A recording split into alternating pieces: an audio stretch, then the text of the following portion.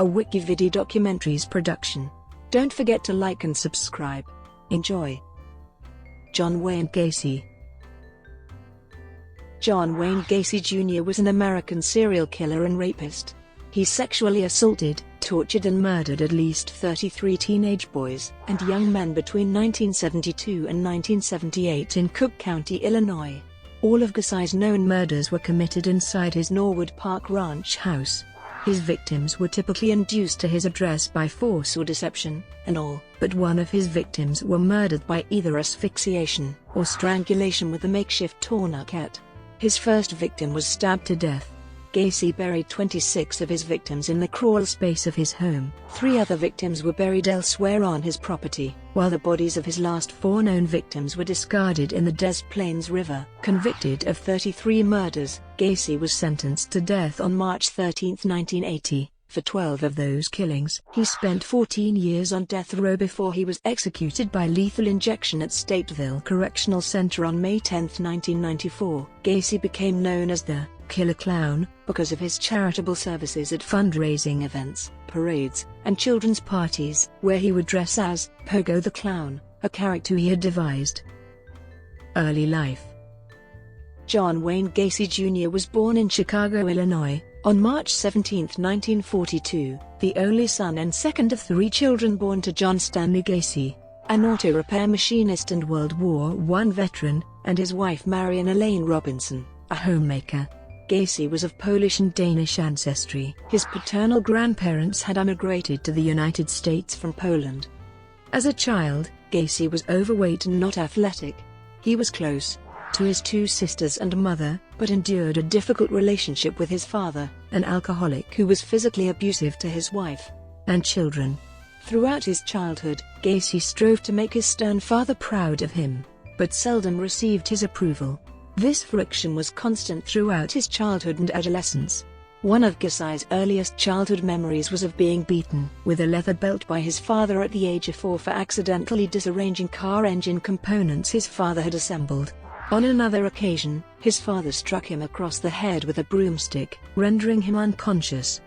He was regularly belittled by his father and often compared unfavorably with his sisters, enduring disdainful accusations of being dumb and stupid. Although Gacy regularly commented that he was never good enough in his father's eyes, in interviews after his arrest, he always vehemently denied he ever hated his father.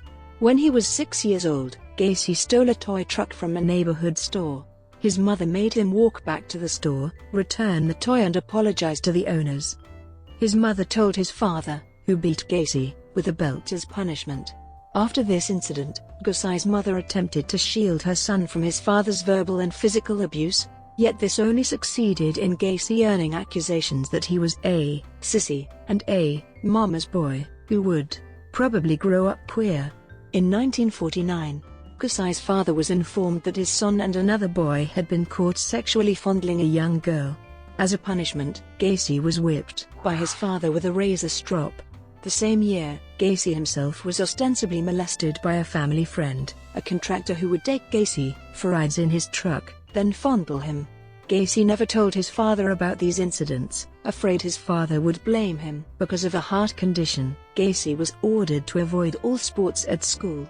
An average student with few friends, he was an occasional target for bullying by neighborhood children and classmates.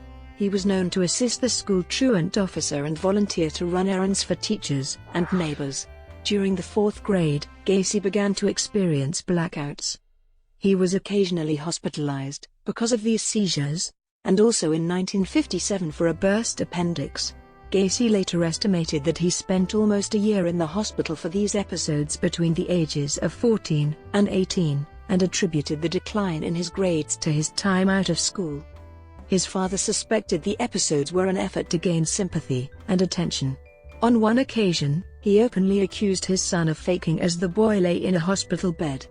Although his mother, sisters, and few close friends themselves never doubted his illness, Gacy's medical condition was never conclusively diagnosed. One of Gacy's friends at school recalled several instances in which Gacy Sr. ridiculed or beat his son without provocation.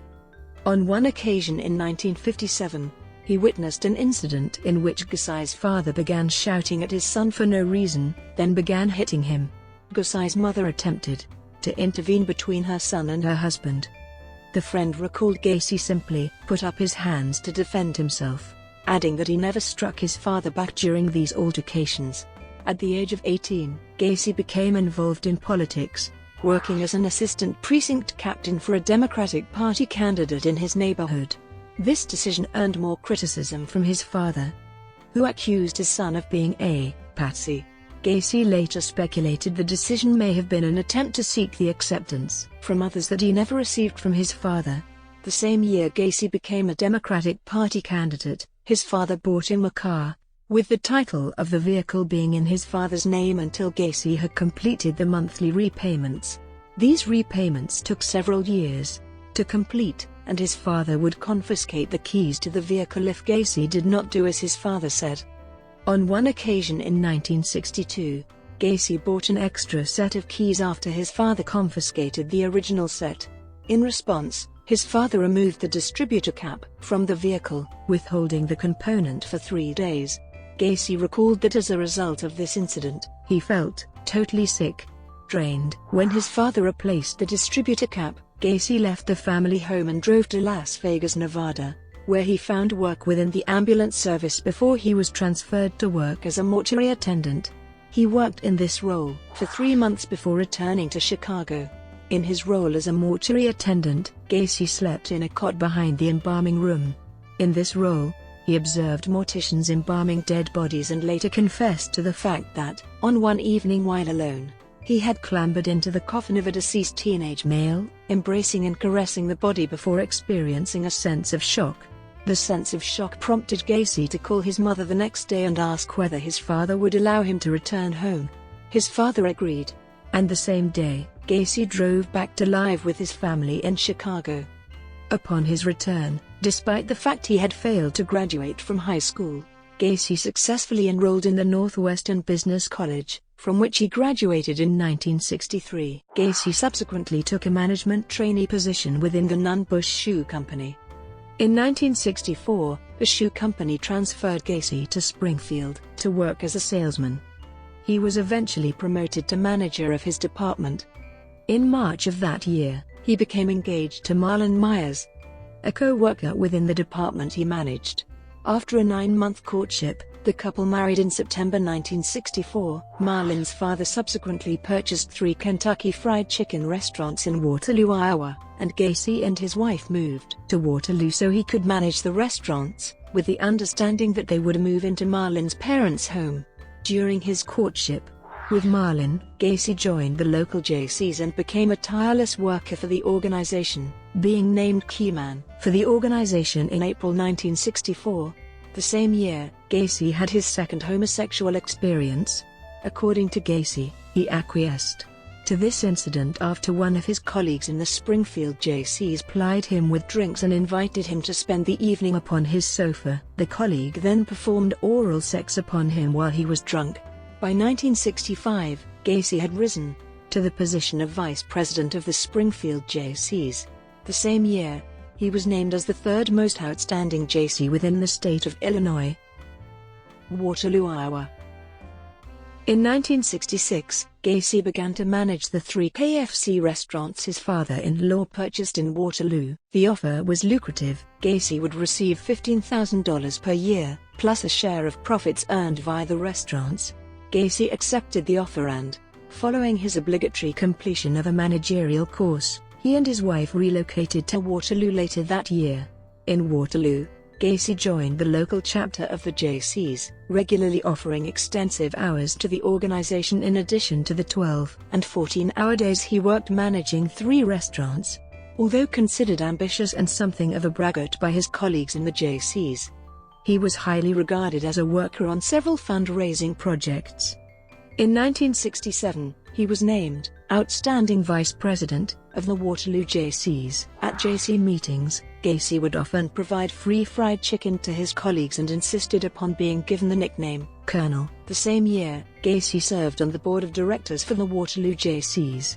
Gusai's wife gave birth to 2 children. A son named Michael was born in February 1966. followed by a daughter named Christine in March 1967. Gacy himself later described this period of his life as perfect, adding that he finally earned the long-sought approval of his father. On one occasion in July 1966, Gacy's parents paid a visit to Iowa, during which Gacy Sr. apologized privately to his son for the physical and mental abuse he had inflicted on him throughout his childhood, before proudly informing him, "Son, I was wrong about you." However, there was a seedier side of Gacy's life in Waterloo, one that involved wife swapping, prostitution, pornography, and drug use. Gacy was deeply involved in many of these activities and regularly cheated on his wife with local prostitutes. He is also known to have opened a club in his basement, where he allowed his employees to drink alcohol and play pool. Although Gacy employed teenagers of both sexes at his restaurants, he socialized only with his young male employees. Many were given alcohol before Gacy made sexual advances toward them, which, if rebuffed, he would claim were jokes or a test of morals. First offenses. In August 1967, Gacy committed his first known sexual assault upon a teenage boy. The victim was a 15-year-old named Donald Voorhees, the son of a fellow Gacy. Gacy lured the youth to his house with the promise of showing Donald pornographic films. Gacy plied Voorhees with alcohol and persuaded the youth to perform oral sex upon him. Over the following months, several other youths were sexually abused in a similar manner, including one whom Gacy encouraged to have sex with his own wife before blackmailing the youth into performing oral sex upon him. Several teenagers were tricked into believing Gacy was commissioned with carrying out homosexual experiments in the interests of scientific research, for which the youths were each paid up to $50. In March 1968, Voorhees reported to his father that Gacy had sexually assaulted him. Voorhees Sr. immediately informed the police and Gacy was arrested and subsequently charged with oral sodomy in relation to Voorhees and the attempted assault of a 16-year-old named Edward Lynch. Gacy vehemently denied the charges and demanded to take a polygraph test.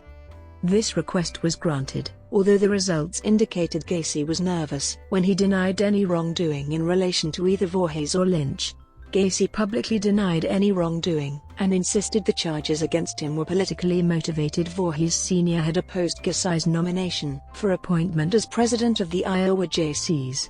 Several fellow Jaycees found Gacy's story credible and rallied to his support. However, on May 10, 1968, Gacy was indicted on the sodomy charge. On August 30, 1968, Gacy persuaded one of his employees, an 18-year-old named Russell Schroeder, to physically assault Voorhees in an effort to discourage the boy from testifying against him at his upcoming trial. The youth agreed to lure Voorhees to a secluded spot, spray mace in his face and beat the youth with the promise that if he did so, he would be paid $300. In early September, Schroeder lured Voorhees to an isolated county park, sprayed the mace supplied by Gacy into the youth's eyes, then beat him, all the while shouting that he was not to testify against Gacy at his upcoming trial. Voorhees managed to escape, and immediately reported the assault to the police, identifying Schroeder as his attacker. Schroeder was arrested the following day. Despite initially denying any involvement, he soon confessed to having assaulted Voorhees, indicating that he had done so at Gacy's request. Gacy was arrested and additionally charged in relation to hiring Schroeder to assault and intimidate Voorhees. On September 12, Gacy was ordered to undergo a psychiatric evaluation at the Psychiatric Hospital of the State University of Iowa. 2 doctors had examined Gacy over a period of 17 days before concluding he had an antisocial personality disorder, was unlikely to benefit from any therapy or medical treatment, and that his behavior pattern was likely to bring him into repeated conflict with society. The doctors also concluded he was mentally competent to stand trial. Brought to you by Wikividi Documentaries. Would you like to know more?